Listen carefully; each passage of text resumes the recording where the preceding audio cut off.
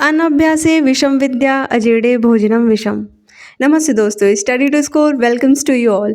आज दिन की शुरुआत स्टडी से नहीं, एग्जाम ड्यूटी से हुई। 3 घंटे की ड्यूटी का फल मिला, 2 रसगुल्ले, 1 बर्फी, गर्मा गर्म पकौड़े और 2 बार चाय। एक्चुअली आज सर का बर्थडे था तो सेलिब्रेशन हुआ और फिर जाते वक्त बच्चों के साथ खूब सारी फ़ोटो क्लिक हुआ। और आंटी भी आज बच्चों के साथ बाय बोल रही थी। बच्चे वैसे बहुत क्यूट हैं। इतने थोड़े दिन जैसे सेंटर जहाँ पे एग्ज़ाम गया है वहाँ पे बहुत कम जाना होता है, फिर भी उतने में ही बहुत सारी बॉन्डिंग हो जाती है, तो बच्चे बहुत अच्छे से बाय करते हैं। और आज आंटी भी बाय कर रही थी तो मैं उनकी वीडियो बना ली। फिर वही हुआ डेली रूटीन। उसके बाद मैं आ गई रूम पर। हेलो। मैं स्कूल से आ गई हूँ। आज मैंने दिन में तो कुछ ज़्यादा नहीं पढ़ा है, तो फिर ये स्कूल के बाद ही मैं जॉब में पढ़ने स्टार्ट कर रही हूँ। अभी मैं जैसे स्टार्ट करूँगी, सब चीज़ें लेके बैठ गई हूँ। और थोड़ा एग्ज़ाम ड्यूटी की वजह से थकान हो जाती है, तो सर दर्द कर रहा था तो मैंने मुँह धुल लिया है। अब मुझे ठीक लग रहा है। और एक चीज़ होती है, जब आपके दिमाग में कुछ चल रहा होता है कि ये चीज़ पूरी करनी है, तो वो एक डेडिकेशन होती है। और सबसे अच्छा होता है कि डेडलाइन दे दीजिए अपने आप को। तो मैंने कुछ डेडलाइन दे के रखी है कि इतने में मुझे इतना तैयार करना है, तो वो चीज़ें मेरी चल रही हैं। और अंदर से एक मोटिवेशन आता है कि इसको करना है मुझे, तो मुझे करना है। मैं जा रही हूँ पढ़ने। आज मैं एक टॉपिक पढ़ रही थी, कन्फ्यूजिंग था, तो 12th वाले सर को कॉल किया। मैंने पूछा, सर ने बहुत अच्छे से समझाया। और फिर मैंने सर को बताया कि मैं सब भूल गई, तो उन्होंने कहा कि टेंशन ना लो, सब याद आ जाएगा। और ये वाक्य बोला, अनभ्यासे विषम विद्या अजेडे भोजनम विषम। अर्थात अभ्यास न करने पर विद्या विष के समान हो जाती है, मतलब भूल जाता है, ऐसा कुछ सेंस। तो आगे से मैं हमेशा अभ्यास करती रहूँगी।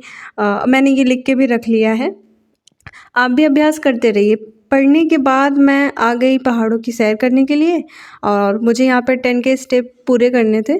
फिर मैंने पढ़ाई स्टार्ट की। आज मैंने पीरियोडिक टेबल भी बनाकर किचन पोर्शन पर पेस्ट कर दिया, क्योंकि केमिस्ट्री की ईंटें हैं एलिमेंट्स, तो याद होना बहुत ज़रूरी है। मैं बहुत सारी एलिमेंट्स के नाम तक भूल गई थी, उनकी एटॉमिक नंबर तो फिर बहुत दूर की बात है, तो मुझे सब अच्छे से याद करना है। अब मैं रात में पढ़ूँगी इसी चैप्टर के जो रिमेनिंग टॉपिक हैं। ये चैप्टर ख़त्म होने का नाम नहीं ले रहा है। चलिए अब आते हैं कमेंट की रिप्लाई पर। तो कम्युनिटी में एक कमेंट आया था कि वर्ग 2 की प्रिपरेशन के बारे में कुछ बताइए, कैसे करें। तो मैं एक चीज़ पहले क्लियर कर दूँ कि मैं वर्ग 2 में नहीं हूँ, मैं वर्ग 3 में हूँ। पर on the basis of my past experience of exams, मैंने बहुत सारे एग्ज़ाम्स दे रखे हैं जिसमें मेरे काफ़ी अच्छे रिजल्ट्स रहे हैं। तो उस बेसिस पे मैं बता सकती हूँ कि किसी भी एग्ज़ाम की तैयारी कैसे करें। तो अगर आप वर्ग 2 के हैं तब भी देख सकते हैं, या कोई और एग्ज़ाम की तैयारी कर रहे हैं तो भी आप वीडियो देख सकते हैं। आपको बहुत ज़्यादा हेल्प मिलेगी, मैं इस बात की गारंटी दे सकती हूँ, क्योंकि मैं इसी मेथड से हर एग्ज़ाम की तैयारी करती हूँ। अब फ़िलहाल जो मैं एग्ज़ाम की तैयारी कर रही हूँ ना, उसी मेथड से कर रही हूँ। सबसे पहले मैं पता है क्या करती हूँ, सिलेबस निकालती हूँ।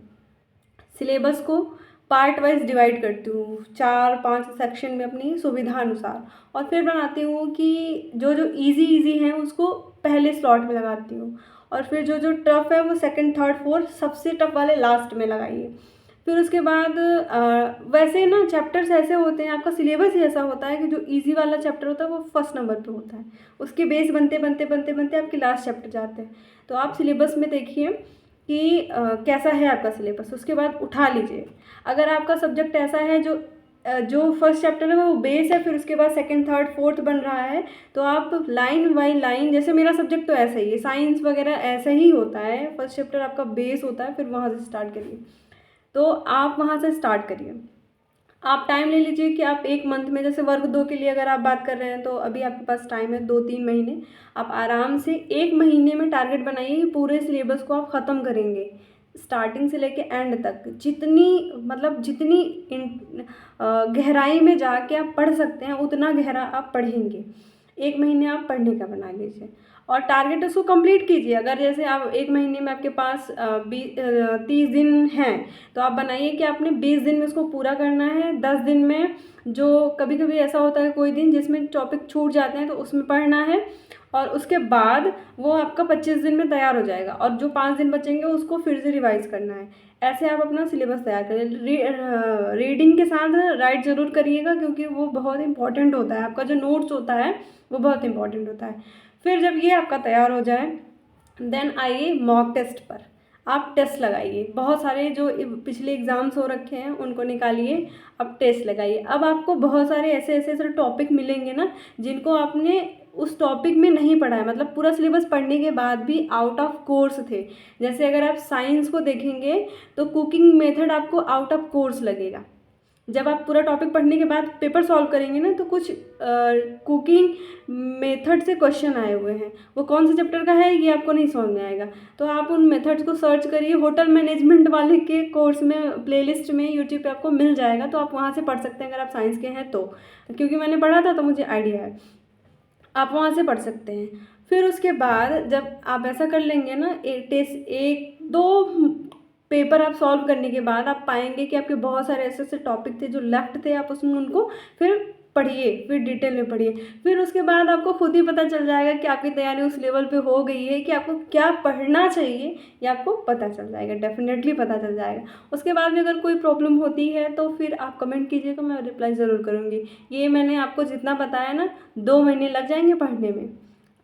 वक्त दीजिए, उतना स्कोर आपके बहुत अच्छे आएंगे।